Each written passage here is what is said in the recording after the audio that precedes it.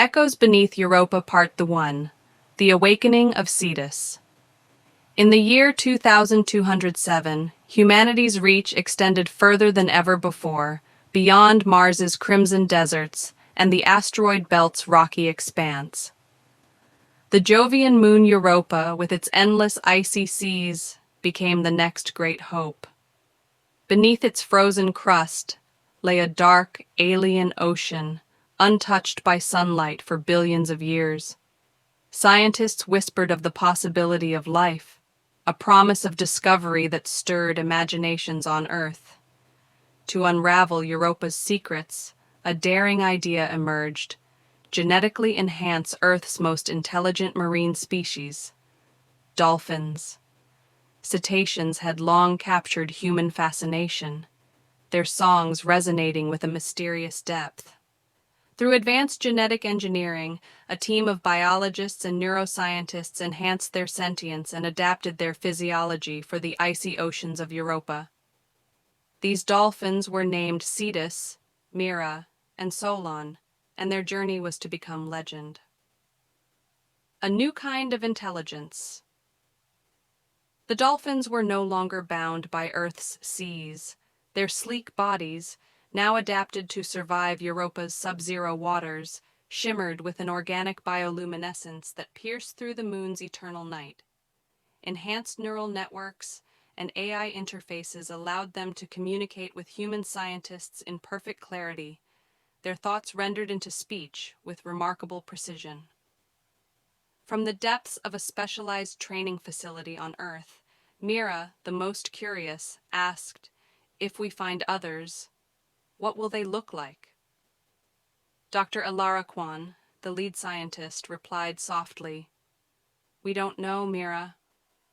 Perhaps they'll sing, like you. Perhaps they'll glow, like the stars in your ocean." Cetus, the eldest and most contemplative of the trio, added, "If there is no one there, what then?" Alara hesitated. "Then you'll return to us with the truth, and we will honor you as explorers, as pioneers." Arrival at Europa. The mission, named Abyssal Dawn, launched in the year 2212. The three dolphins traveled in cryogenic suspension, cocooned in warmth as their vessel hurtled through the vastness of space. 4 years later, they awoke to the sight of Jupiter dominating the heavens, its swirling storms casting faint shadows on Europa's icy crust. The entry was harsh. The craft drilled through the ice before releasing Cetus, Mira, and Solon into the unknown, their senses flooded with the alien sensations of Europa's ocean, the faint currents, the oppressive darkness, and the crushing silence. Yet, their bioluminescence illuminated the depths, creating an ethereal halo in the ink-black water. "It is empty," Mira whispered through the AI interface. Her voice reached Earth with a 3-hour delay, filtered through the endless void of space. The search for life for months, the trio traversed the icy seas, guided by faint chemical signals and distant thermal vents. They explored vast underwater mountains, shimmering with crystalline formations, and chasms that disappeared into the abyss. Their conversations with the mission team grew strained as the silence of Europa began to take its toll. "Dr. Kwan," Solon said one day, "we found something." The message arrived on Earth to stunned silence. Images revealed the fragmented remains of microbial mats, ancient, fossilized evidence of life that had long since faded. The remnants were striking, but lifeless. Back on Earth, excitement turned to frustration. Funding for the mission dwindled. Promises to retrieve Cetus, Mira, and Solon were quietly abandoned. The official narrative spun as delays due to technical challenges. Mira's voice, always so filled with wonder, carried an edge of despair in her final transmission. "You said we'd return. You promised. Elara, fighting tears, whispered into the void, "I'm sorry."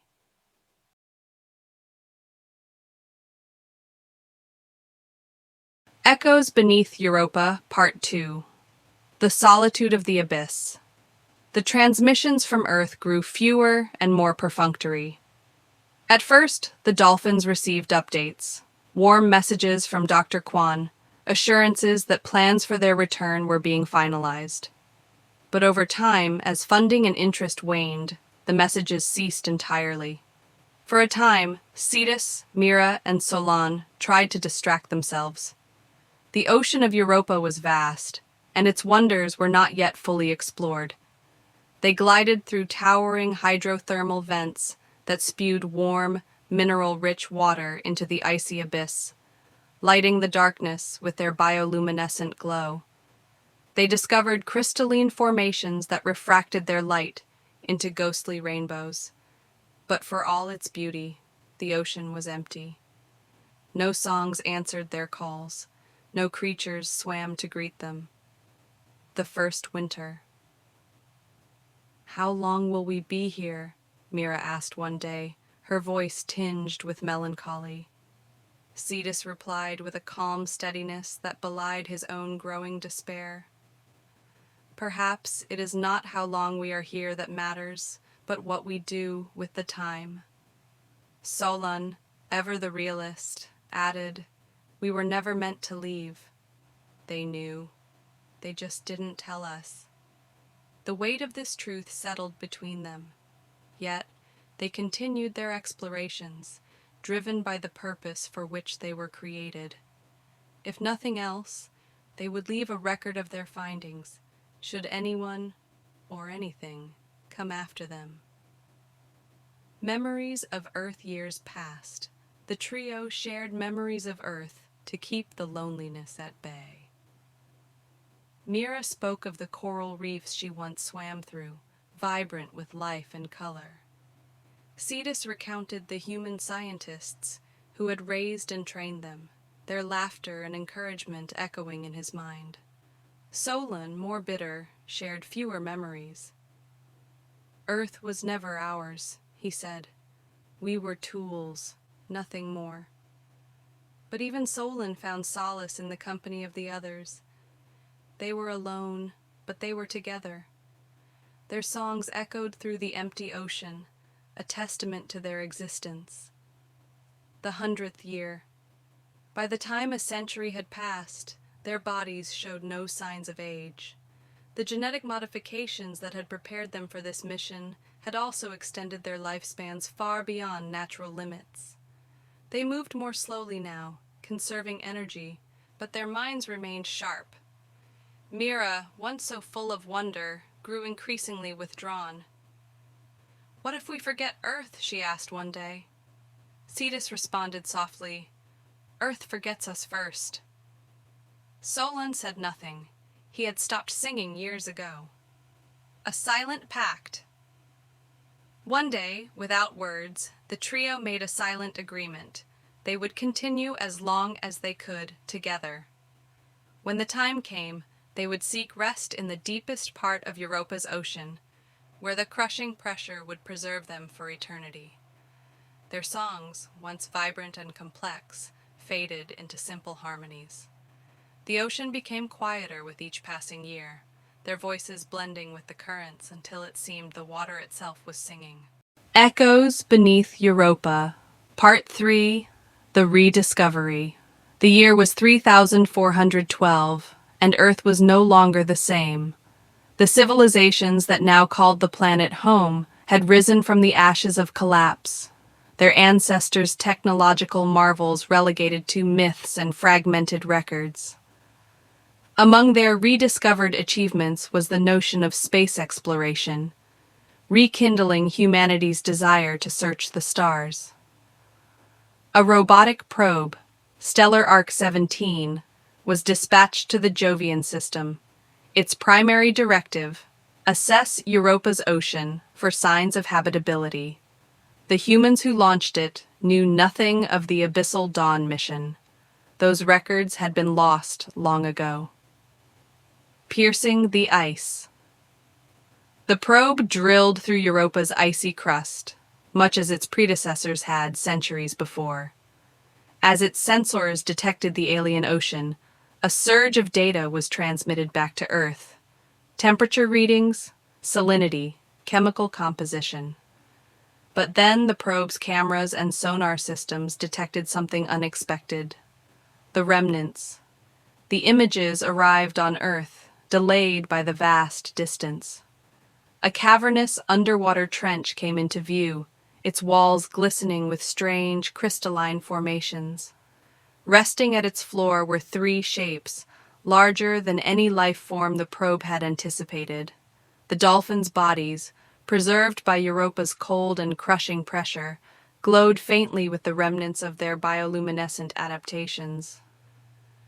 Cetus lay in the center, Mira and Solon at his sides, their forms forever frozen in a tableau of unity.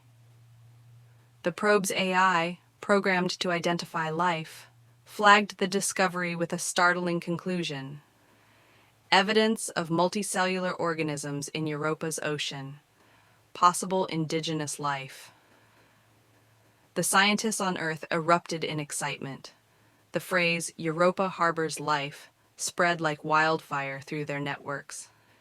They celebrated the breakthrough, marveling at the shapes and textures of the beings on their screens. No one yet understood the truth. The archive awakens. As the probe moved closer, it activated a faint signal buried within the cavern. The dolphins had left behind a legacy, a small data beacon designed to activate only when approached by intelligent technology. The data burst contained a fragmented message, distorted by time. The AI interpreted the first line. "This is Cetus, Mira, and Solon." The humans on Earth listened, rapt, as a hauntingly serene voice filled their speakers. It was Mira's recorded song, explaining who they were, why they had come, and the emptiness they had found. She ended with a plea. "If you find us, remember us. Remember what we were and what we sought to understand." A misunderstood legacy. The probe continued its survey, but the data it sent back was never fully understood. The humans of 3412 lacked the historical context to piece together the dolphins' true story. To them, the preserved forms were merely evidence of Europa's potential to sustain life. The scientific community hailed the mission as a resounding success. Plans were drafted for further exploration, but none considered the possibility that these beings were Earth's own explorers, long forgotten. A final rest. As the probe drifted away, the dolphins remained, their story incomplete. Together in life and in death, they became eternal guardians of Europa's ocean, a silent monument to human ambition, ingenuity, and neglect. Far above, the stars continued their ancient dance, indifferent to the tragedy below.